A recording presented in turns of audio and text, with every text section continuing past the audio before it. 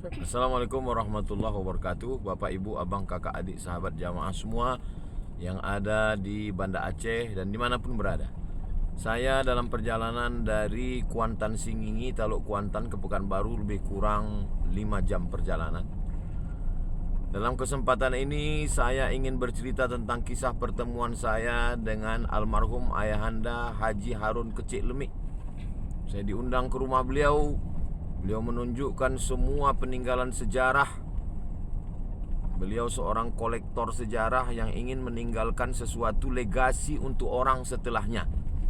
Saya terpukau dan dari situlah saya punya ide untuk juga menyimpan barang-barang sejarah di rumah saya sesuai dengan kemampuan saya, yang kalau dibandingkan dengan almarhum 0,0 sekian persen.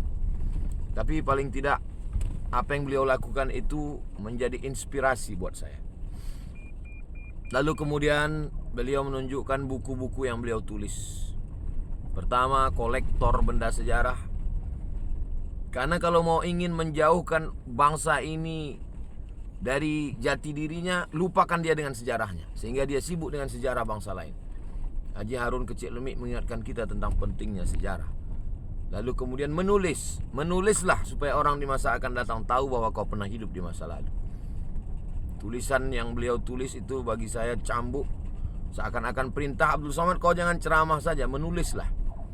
Yang ketiga, beliau membawa saya ke masjid yang beliau bangun. Saya banyak bertemu dengan tokoh-tokoh yang rumahnya luar biasa, tapi tidak peduli dengan rumah Allah.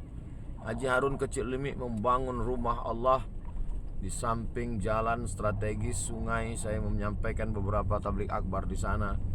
Berkah sekali, mengalir pahalanya. Man bana masjidan, siapa yang bangun masjid, banallah mithlahu baitan fil jannah. Yang keempat, setiap saya ke Bumi Nangro Aceh Darussalam, yang berkhidmat membawa saya sampai ke Pulau Sabang, sampai keliling bumi Aceh, itu adalah anak daripada Haji Harun Kecik Lemik, Bang Mehmet. Apa untungnya Bang Mehmet membawa saya nyetir sendiri, padahal beliau dengan segala kemampuannya. Tapi rupanya itulah pendidikan orang tua yang luar biasa. Beliau tidak hanya meninggalkan buku, meninggalkan museum, meninggalkan tempat bersejarah, tapi juga meninggalkan makhluk hidup yang bermanfaat untuk orang lain, yaitu anak-anak yang solehah. Begitu sampai ke cucu-cucu beliau.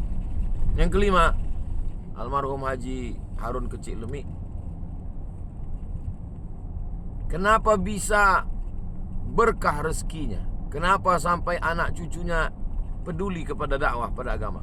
Saya yakin itu pasti karena rezeki yang beliau makan dan beliau berikan makan itu adalah rezeki yang halal.